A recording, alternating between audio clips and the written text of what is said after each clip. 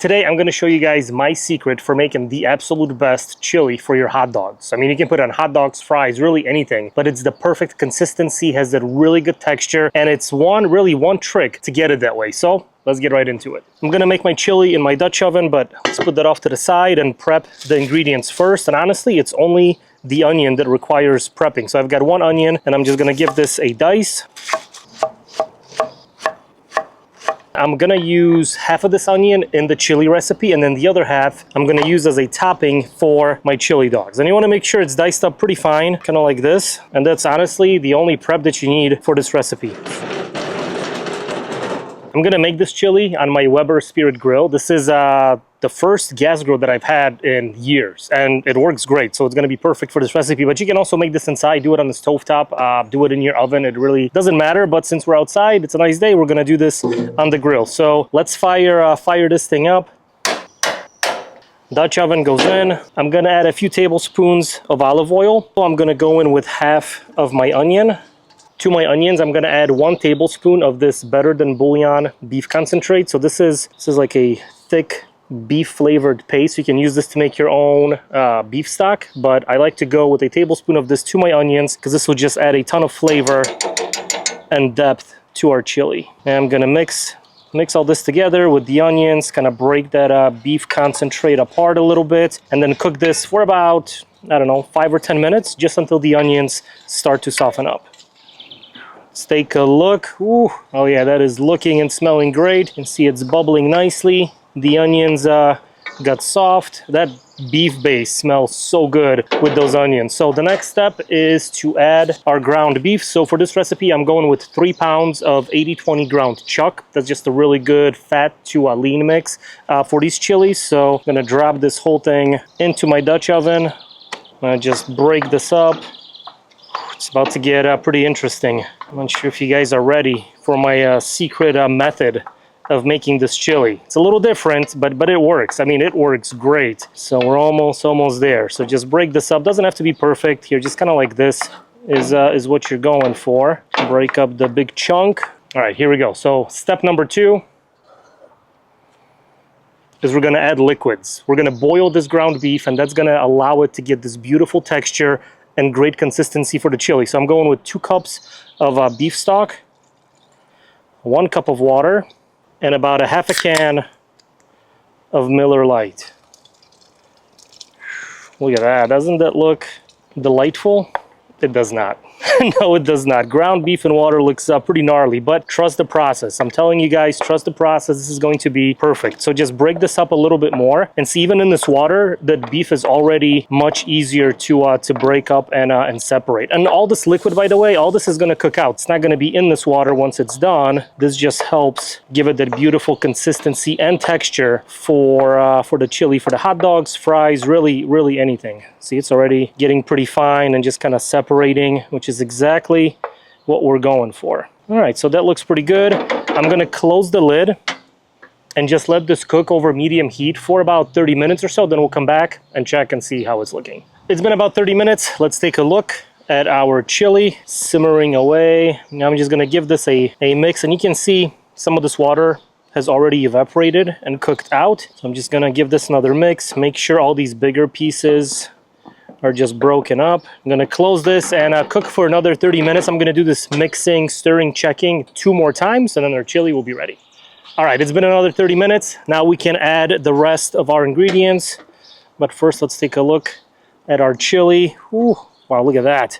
See, even more of this water cooked out. The level just keeps dropping. Our beef looks super fine, which is what we're going for. So now we can add some actual flavor. So for the spice mix, I have some chili powder, cayenne, paprika, brown sugar, garlic powder, and onion powder.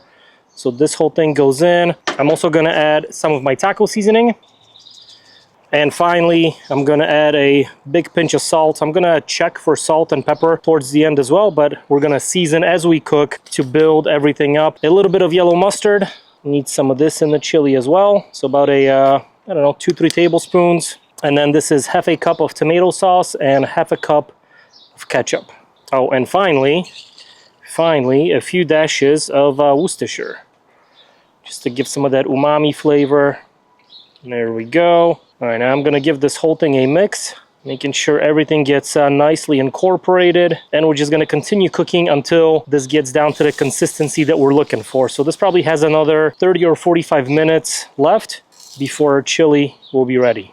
It smells so good with those. Ooh, jeez, holy cow. I had a little splash there. All right, we're good, we're good. Look how fine this ground beef looks. See, cooking it in that water just breaks it down, and it's perfect for hot dogs. So, all right, let me close this up, close the grill. We'll be back in 30 minutes. It's been another 30 minutes. Let's take a look at our chili. Look at that, see? That is looking really, really good. I mean, the texture, the consistency, it's still a little bit runny, so it probably has another 25-30 minutes to go before it's ready. But for this last step, I'm gonna do one more thing. So I like to finish off the chili with the hot dogs inside, so that way the hot dogs get some of this chili flavor, they get warmed up, and then you can serve everything together. So let's see, for these hot dogs, I've got a package of these Black Forest uncured wieners from Dietz & Watson. I'm gonna put these guys in. I mean, you can use whatever hot dogs you like, whatever you have on hand. Let's take a look at these bad boys. Oh wow, look at that. It's a nice looking rope of wieners. I'm just gonna snip, just drop them right in. Maybe not make that big of a mess here. There we go. Make sure that these guys are submerged in the chili. All right, so probably 20-25 minutes or so. We'll come back, check on this, and our chili will be ready to go. All right, chili is done. Check this thing out. It is looking and smelling amazing, has this beautiful texture and consistency. And it really depends how you like your chili. If you like it a little less runny, you can cook it for a little bit longer. But I mean, this looks absolutely perfect. And these hot dogs, they plumped up nicely, just kind of simmering in the chili. So you just want to make sure this cools down before you assemble your hot dogs. Taste it for salt, pepper, if it needs any other seasoning. But besides that, this is looking and smelling so good. Chili's cooled down a little bit, so now we can assemble our hot dogs. I like using these poppy seed buns. These are super fresh, nice and soft. Get our hot dog right in there. Next, I like to go in with some yellow mustard. Oops, excuse me. And now a nice scoop of our delicious chili. And finish it off with some of these diced onions. That right there, my friends, is the perfect chili dog. Wow. All right, let's try this guy out. The absolute perfect chili for hot dogs. Cooking it or simmering it in that water gets it so tender that the beef just kind of melts in your mouth. I mean, and it is so flavorful. You get the delicious hot dog in there infused with that chili flavor. This chili is great on hot dogs, on fries, tater tots, nachos, really anything where you want to use chili as the topping. This is the best way of making it. Oh, it is so good. So that's it for this video. Thank you guys so much for watching. If you like what I'm doing, hit that subscribe button, leave a comment, and I will see you next time. Oh yeah, wow.